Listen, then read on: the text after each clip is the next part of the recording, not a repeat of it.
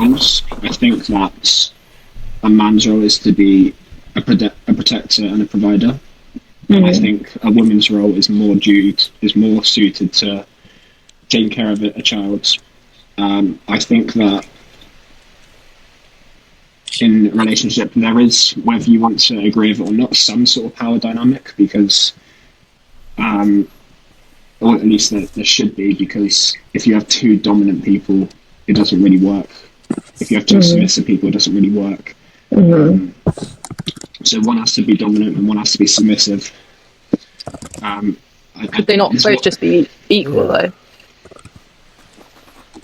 I don't see why one should have to take charge of the other. Surely a relationship is based on equality and mutual love and companionship and friendship. And surely some of that is lost if one of them is dominant, i.e. in charge of the other person, or at least some aspects of the other person's life, no?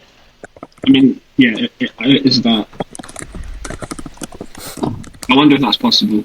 I would say it is possible. Yeah. I guess my kind of train of thought would be, like, I suppose you could protect both, and I guess you could provide for both. But I don't know. I don't know if I see it as how that works normally. I think. So would your logical conclusion from your argument there be that women should stay at home and care for the family, and that men should go out and work, essentially? No. Is that not? But I feel like that's, if women are more nurturing and more suited to childcare, and the opposite, that men are providers. Surely that is the conclusion. Or have I taken it too far? I don't think it's set in straight like that, but I think there's more kind of responsibility. I don't know if a man can do as well a job nurturing a child. Well, I think a woman's more kind of has a relationship with the child that a man can't have, and is probably better putting more attention to that rather than going out and working and stuff. And I think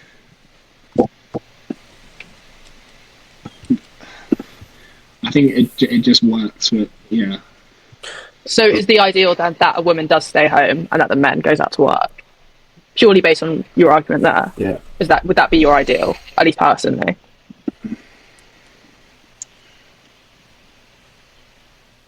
I don't think it should be set in straight, but I think they should spend more time doing that. May I make a point?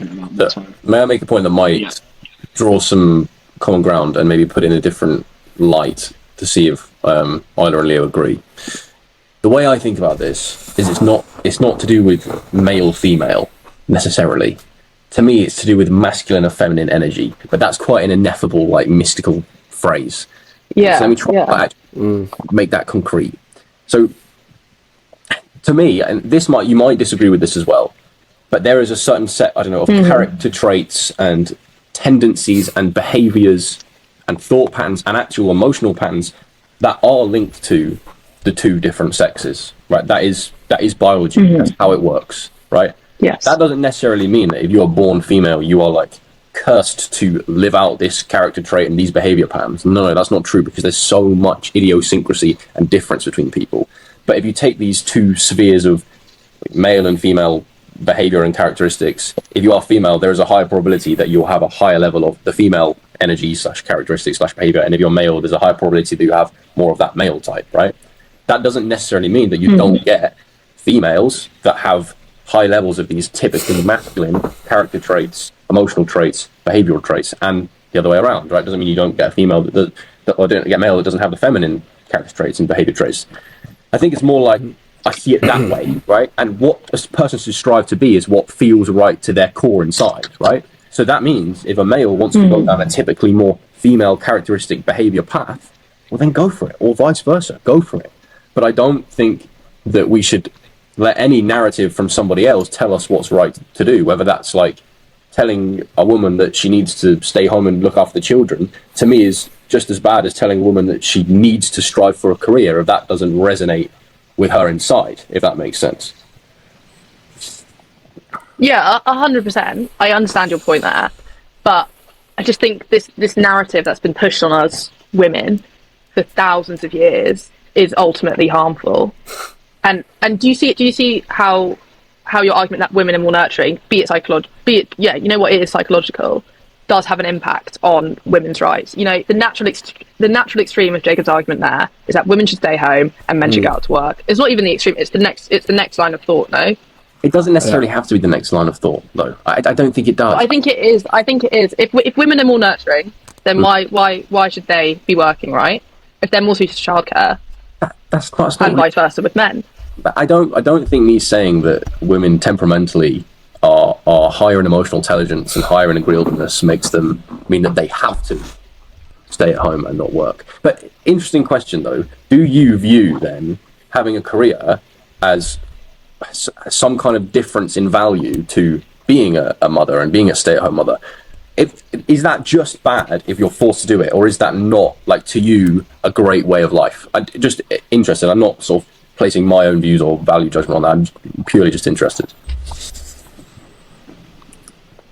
Well, I mean, they're equal, no? Like, you can choose to do either or. The issue is when you try and tell people what to do and force them to do these things. Which we agree on. I mean, you agree on, yeah, but you have to look at the backdrop of everything that we're arguing, which is, for thousands of years, women have been put down, told, you know, you can't go out and work, there's no place for you in this society apart from as mothers, and look at the detrimental impacts of that throughout life. And yet, maybe we should be encouraging women to go out and have careers, just as we do with men. Because we don't really have this conversation around male roles in society to the same extent. Like, we're not having the conversation about whether men should stay home or whether men should go out and work, and whether we should encourage that or one over the other, because it's kind of implicit that we as a society would want to push men into these roles. Like, the same discussion isn't happening. Do you see what I mean? And that is inherently sexist in a way. Yeah. And from your perspective, like, why is my role defined by my reproductive organs and whether I'm more nurturing or not? Surely I should also be pushed into a job, or should it even be a discussion? It's just my own choice.